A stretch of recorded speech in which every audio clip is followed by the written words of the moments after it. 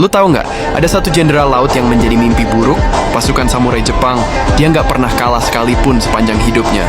Tapi ironisnya, musuh terbesarnya bukanlah Jepang, melainkan pengkhianatan dan fitnah dari istananya sendiri.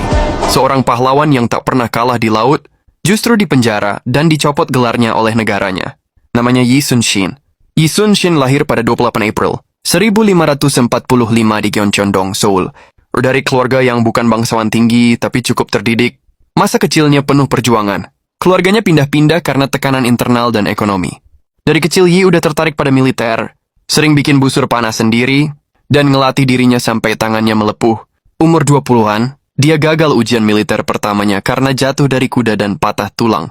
Alih-alih menyerah, dia sembuh, latihan diam-diam, dan ikut ujian lagi. Kali ini dia jadi kandidat terbaik. Sejak awal hidupnya menunjukkan pola yang sama. Dipukul, bangkit, dan kembali lebih kuat. Sebagai perwira muda, Yi terkenal jujur, disiplin, dan nggak mau ikut korupsi. Ini bikin dia nggak disukai banyak pejabat. Berkali-kali dia dipindahkan ke pos terpencil. Tapi di pos-pos itulah dia membangun reputasi, membentuk milisi lokal, memulihkan garnisun yang kacau, dan menciptakan sistem pertahanan laut yang rapih.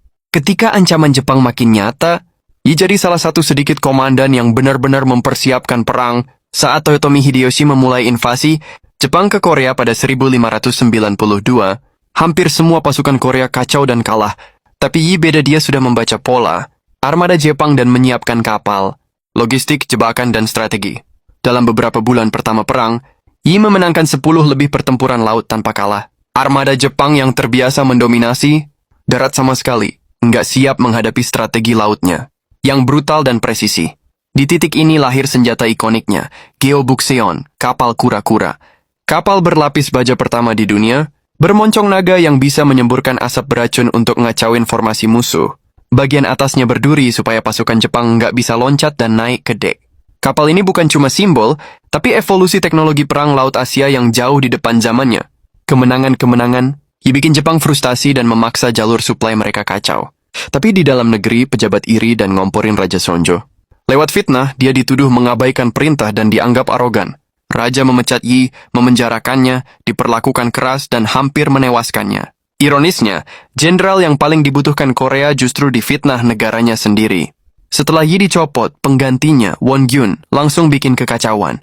Dia memimpin armada secara ceroboh dan seluruh kapal hampir musnah ketika Jepang kembali menyerbu Korea dalam posisi sekarat.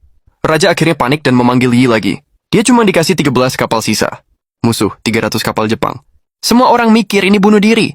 Tapi Yi nggak pernah gentar. Dia pilih lokasi yang punya arus kuat, Selat Myeongnyang. Dengan kecerdasannya membaca air laut, dia memposisikan kapal-kapalnya di titik paling strategis. Saat Jepang masuk, arus berubah dan memporak-porandakan formasi mereka. Yi masuk, memukul, mundur, memukul lagi. Hasilnya 300 lawan 13, tapi yang menang adalah Yi Sun-shin. Inilah salah satu kemenangan paling absurd dalam sejarah militer global. Setelah itu, Yi terus menang sampai akhir perang. Dalam pertempuran Noryang 1598, ketika kemenangan sudah di depan mata, Yi terkena peluru musuh.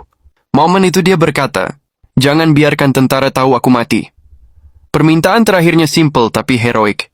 Jangan sampai moral pasukan roboh di detik terakhir. Pasukannya menyelesaikan pertempuran dan menang besar. Yi Sun-shin akhirnya gugur sebagai pahlawan, tapi kisah hidupnya tetap ironis, dia tak pernah kalah dari musuh. Tetapi berkali-kali terluka oleh negaranya sendiri.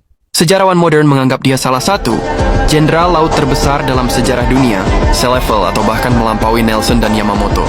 Perjalanannya adalah contoh jenius militer yang survive meski terhimpit, fitnah, dan pengkhianatan.